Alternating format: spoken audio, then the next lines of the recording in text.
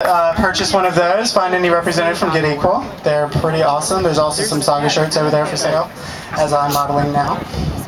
So once again, let's welcome Jimmy Creech up.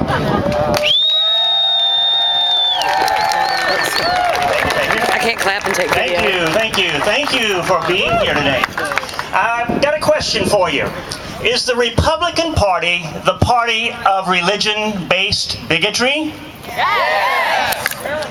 Are you sure? You don't sound sure. Are you sure? Yes! All right.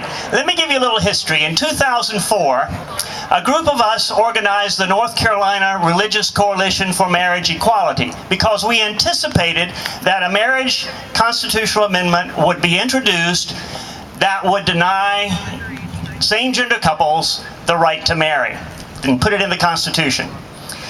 Since 2004, the Democratic-controlled General Assembly has prevented that bill from even getting out of committee. As soon as the Republicans took control of both the House and Senate in the General Assembly, that bill suddenly became one of their most important bills to deal with. And it was introduced on the first day or early on, and it has been pushed and pushed and pushed by the Republican leadership and the Republican members of the General Assembly. Now, the reasons given are often reasons based on a religious teaching that is biased and bigoted against lesbian, gay, bisexual, and transgender people. It is not based on science, it's not based on reason, it's not based on experience. It's based on a particular religious point of view that considers homosexuality to be sinful and unacceptable. The General Assembly has no right to be using its power to enforce a particular and narrowly defined religious point of view. That's contrary to the Constitution. It's an abuse of power, and it's a hate crime. It's a crime against your humanity, against your relationships, and your loving, committed relationships with the person that you love. It is a hate crime. It's also an act of spiritual violence because it's attacked on your soul, your spirit, your reality.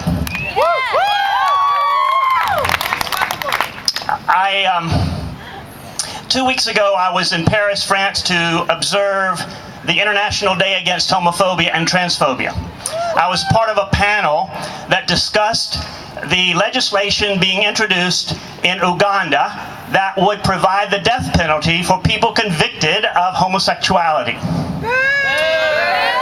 The background of that legislation in Uganda is that white Christian missionaries from the United States went to Uganda and through a series of seminars and conferences convinced political leaders there that homosexuality is a danger to society, that gay people rape and kill young people.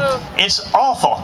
But we have exported our homophobia to Uganda. I want to say that this legislation today, while not as egregious, not as violent as that in Uganda, comes from the same origin, the same source. It's a very bigoted religious point of view that should not be respected in any sense. Now, that's a reality. We live with that.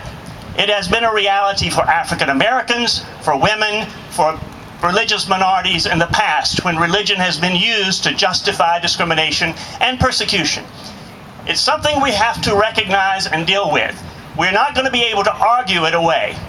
What we have to do is we have to talk to those who are fair-minded and convince them that this is bad legislation for the state of North Carolina. This legislation may very well pass, and we may have a resolution on the ballot next year.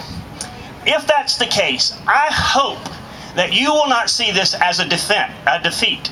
I hope you will see it as an opportunity to get out and organize, to go to your neighbors, the people you work with, the people with whom you study in school, get out and let them know who you are. Your humanity, the truth that you live, is the greatest power you have to change this world. Arguing the Bible, arguing religious beliefs, nobody gets it.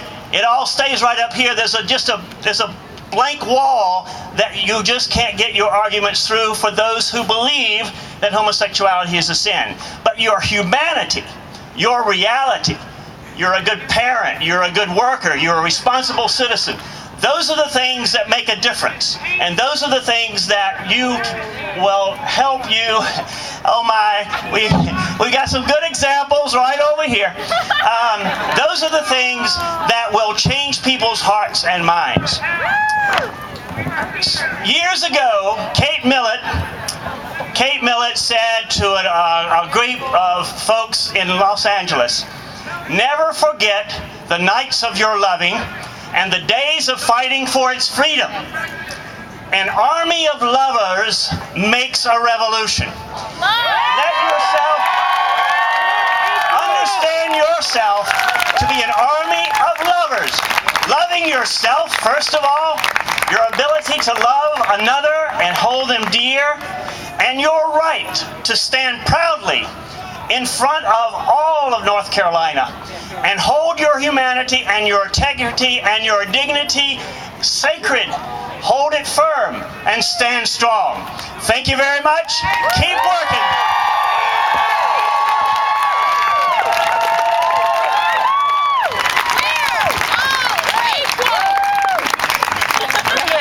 Do it again.